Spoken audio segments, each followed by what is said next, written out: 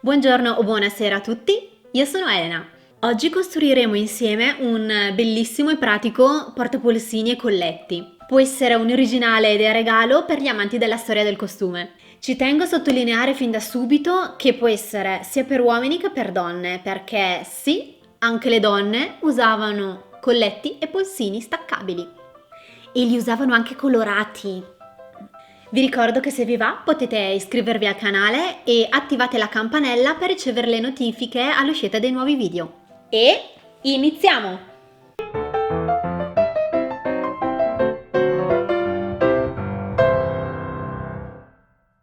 Come prima cosa vi leggo le istruzioni originali che sono all'interno della Moda Illustrata del 1895 del 30 maggio.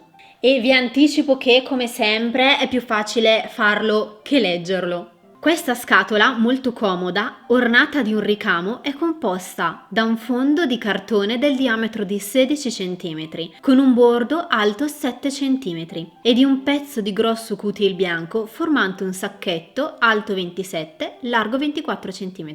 Il ricamo viene eseguito a 9 cm di distanza dall'orlo superiore, con cotone bruno o con seta dello stesso colore, appunto cordoncino ed a punto di fantasia. Si chiude in seguito il pezzo a cerchio. Lo si fodera di percallo. Si impunta la stoffa del di sopra e la fodera a 4 cm di distanza dall'orlo superiore, per formare una guaina larga 1,5 cm ed ancora una volta a 7 cm di distanza dall'orlo inferiore. Si intercala il bordo del cartone fra la stoffa del di sopra e la fodera.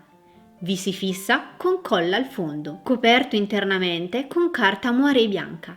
Il bordo del sacco che oltrepassa è incollato sul rovescio del fondo. Si copre quest'ultimo di carta sostenuta. Si passano attraverso all'orlo, provveduto di fessure, dei cordoncini di seta bruna che si incrociano. Io l'ho fatto con materiali che avevo in casa perché siamo usciti dalla zona rossa praticamente mai. Quindi i materiali principali che serviranno sono del coutil, ma va benissimo anche del cotone pesante. Io ad esempio ho riciclato un lenzuolo vecchio. Nelle istruzioni originali dicono di usare il percallo, io userò della seta. Sicuramente all'epoca non era sintetica, ma sappiate che qui nessuno vi giudicherà.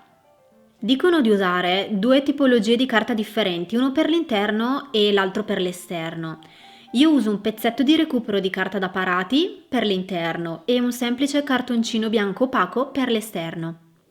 Poi occorre del filo di seta, ma direi che per ricamare usate ciò che preferite.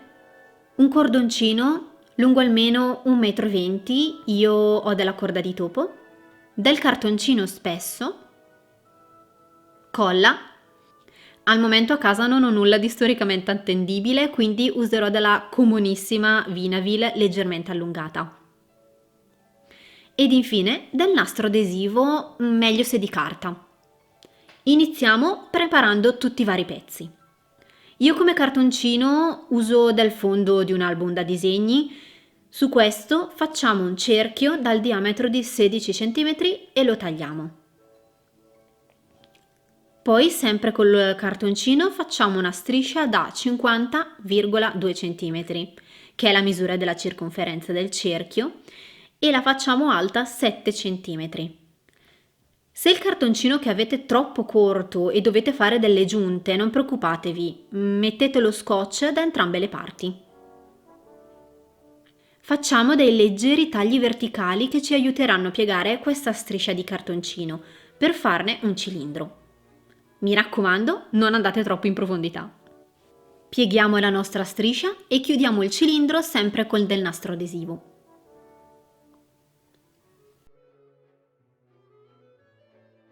Prendiamo le nostre carte e facciamo un cerchio sempre da 16 cm di diametro su entrambe. Se usate solo una tipologia di carta va bene lo stesso, calcolate però che una sarà l'esterno e la base del vostro sacchetto. Fatto ciò, incolliamo il cerchio di carta che andrà all'interno del sacchetto al cerchio di cartone e lasciamo asciugare bene il tutto.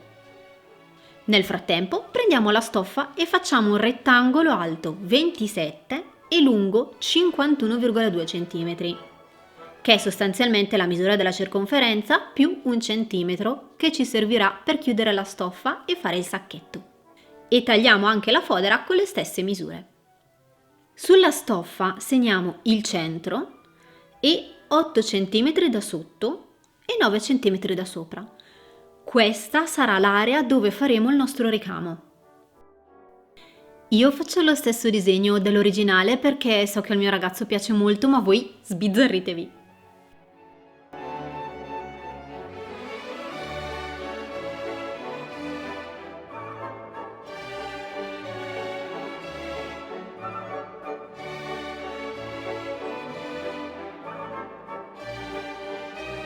Quando ero piccola ricamavo molto spesso e questo progetto mi ha portato alla mente molti ricordi. Quando abbiamo finito il ricamo dobbiamo fare 2 piccole asole da 1 centimetro circa perché ci serviranno per far passare i lacci che chiuderanno il nostro sacchetto. Le facciamo a 12,5 cm dal centro e dal bordo superiore scendiamo di circa 3 cm. Ora che abbiamo tutti i pezzi, passiamo alla fase dell'assemblaggio. È giunto il momento di cucire e chiudere la stoffa. Mi raccomando, il disegno deve essere all'interno. Ve lo dico perché sono quei piccoli errori che ogni tanto faccio e magari sono l'unica, però magari no. E già che ci siamo, chiudiamo anche la fodera. Uniamo la fodera alla stoffa e risvoltiamo. Ora facciamo una cucitura sopra e sotto le asole per formare una canalina. Questa ci servirà per far passare i cordoncini che chiuderanno il sacchetto. Dal basso facciamo una cucitura a 8 cm di distanza, perché così il cilindro di cartone che andremo ad inserire verrà bloccato. Ora inseriamo il cilindro di cartone.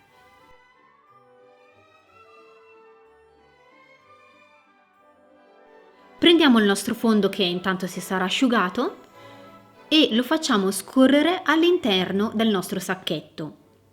Fermiamoci a 1 centimetro dalla fine e mettiamo un po' di colla lungo il bordo e incolliamo la stoffa. Facciamo dei piccoli tagli ogni centimetro e mezzo più o meno, così saremo aiutati nell'attaccare la stoffa al fondo.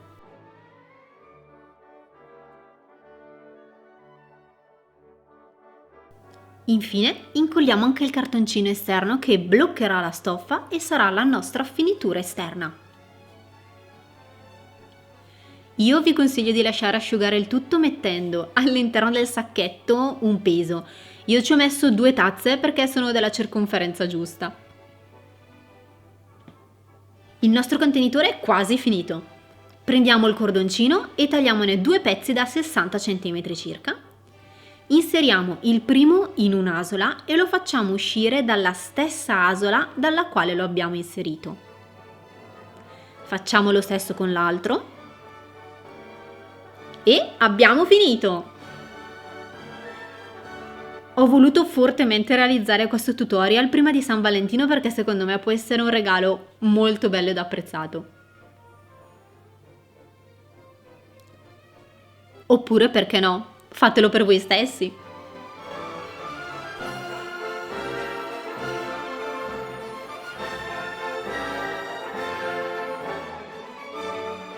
Spero che questo video vi sia piaciuto e se avete domande non esitate a farmele qua sotto nei commenti. Se lo fate, ditemelo, mi farebbe veramente molto piacere. Se troverò altre sfizioserie storiche da fare, ve lo farò sapere. Ci vediamo nel prossimo video. Ciao ciao!